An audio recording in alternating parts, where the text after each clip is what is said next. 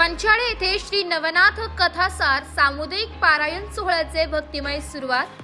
चैतन्य कानिफनाथ महाराज यांच्या यात्रोत्सवानिमित्त पंचाळे येथे सलग तिसऱ्या वर्षी श्री नवनाथ कथासार सामुदायिक पारायण सोहळ्याला भक्तिमय वातावरणात सुरुवात झाली आहे। पंचाळे तसेच पंचक्रोशीतील गावातील सुमारे 300 नाथ भक्त या पारायण सोहळ्यात सहभागी झाले असून संपूर्ण परिसर भक्तिरसात न्हाऊन निघालाय। होळी ते रंगपंचमी असा सलग 6 दिवस पंचाळे येथे मोठ्या उत्साहात यात्रोत्सव साजरा केला जातो। या उत्सवात लोकनाट्य, तमाशा, होळी धुलीवंदन, वीर मिरवणूक, काठी मिरवणूक, गोपाळ काला, रंगोत्सव, शोभेच्या दारूची आतिषबाजी, टांके आणि कुस्त्यांचे आयोजन केले जाते।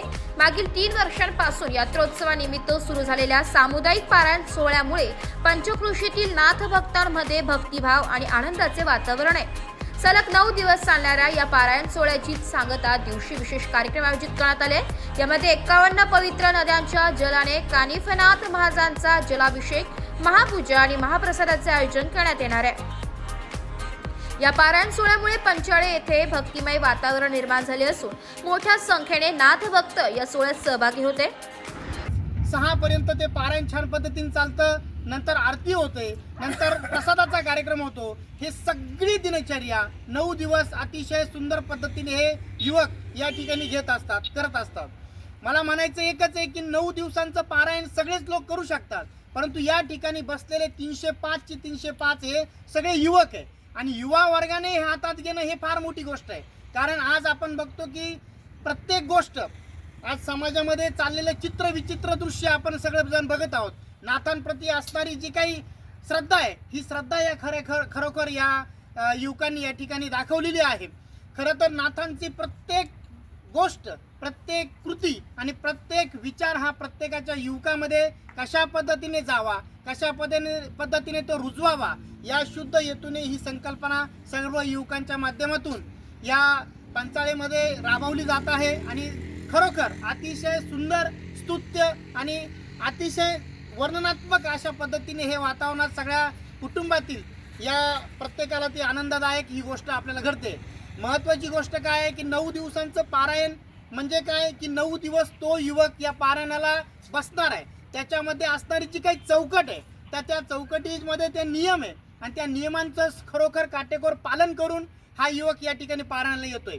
महत्त्वाचं यासाठी की 9 दिवसामध्ये त्याच्यामध्ये होणारा जो काही बदल आहे, जो प्रयोग आहे, या प्रयोगाच्या माध्यमातून त्या 9 दिवसामध्ये त्याच्यामध्ये नाथांचे विचार आहे, आचार आहे, सद्विचार आहे, या ठिकाणी सगळेजण एकत्र येतात। एकत्र आल्यानंतर नारायणी शक्ती तयार होते आणि संघटित असं जी काही भक्ती होते, ही भक्ती अतिशय भगवंताला प्रिय आहे। कारण नर करे तो अपनी नर का नारायण बन सकता है। या ठिकाणी सगळेजण एकत्र येतात, ही नारायणी शक्ती तयार होते।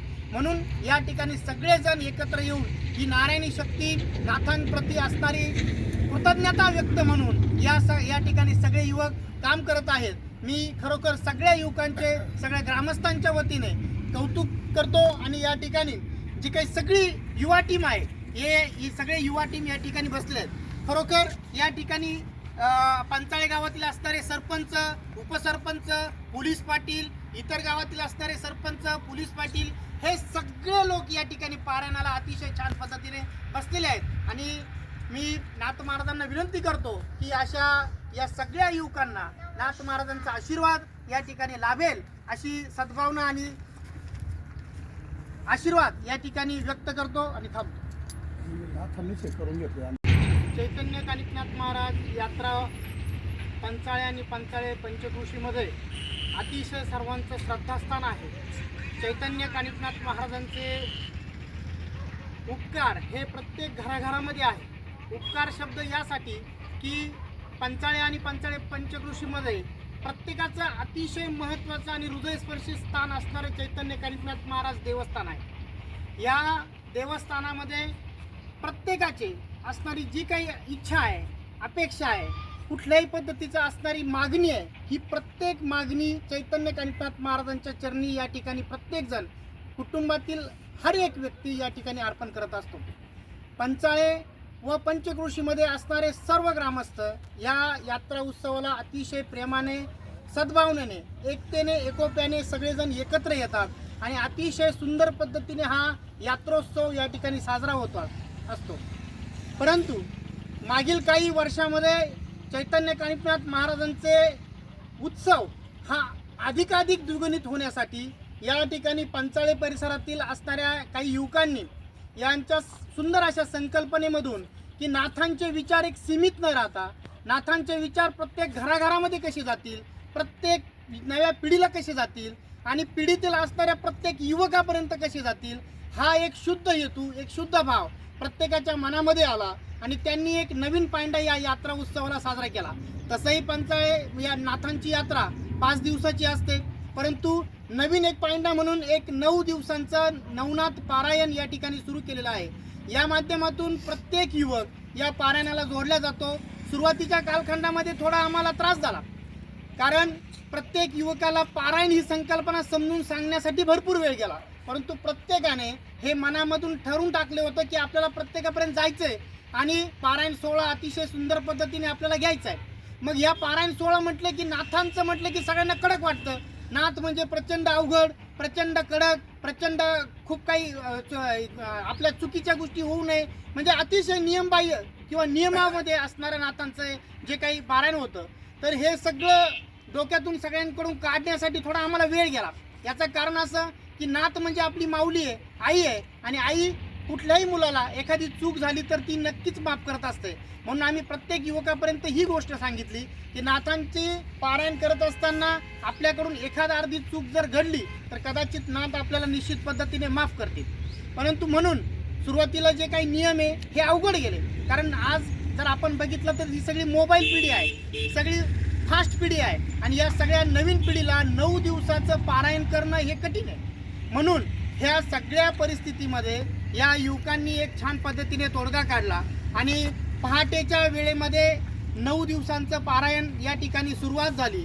आम्ही सुरुवातीला 84 युवकांनी या ठिकाणी सुरुवात केली. आम्हाला नाथांचा आशीर्वाद म्हणून 84 जे नाथांचे सिद्ध होते, कदाचित 84 सिद्ध म्हणजेच आमचे 84 नाथ या ठिकाणी पारायणाला बसले होते. हळूहळू ती संख्या वाढत गेली, प्रत्येकाला ते नियम समजत गेले, प्रत्येकामध्ये उत्साह वाढत गेला, प्रत्येकामध्ये आनंद वाढत गेला आणि तो म्हणायला लागला की मीही पुढच्या वर्षी हे करू शकतो. त्याच्यानंतर आम्ही 215 पर्यंत पोहोचलो आणि आता ह्या वर्षी सुमारे या पंचाळे पंचक्रोशीमध्ये असणारे 305 युवक या ठिकाणी पारायणाला अतिशय मनभावे बसलेले आहेत. पहाटे 3 वाजता यायचंय, 4 वाजता पारायण सुरुवात होतंय, 4 वाजता पारायण म्हणजे अगदी साखर झोप म्हणून यायचंय. पारायणाची सुरुवात 4 वाजता होते, 4:30 पावणे 5 6 पर्यंत ते पारायण छान पद्धतीने चालतं. नंतर आरती होते, नंतर प्रसादाचा कार्यक्रम होतो. हे सगळी दिनचर्या 9 दिवस. न्यूज साठी समाजभूषण डॉक्टर तानाजी मामा लामखडे, रवींद्र देकर, नाशिक.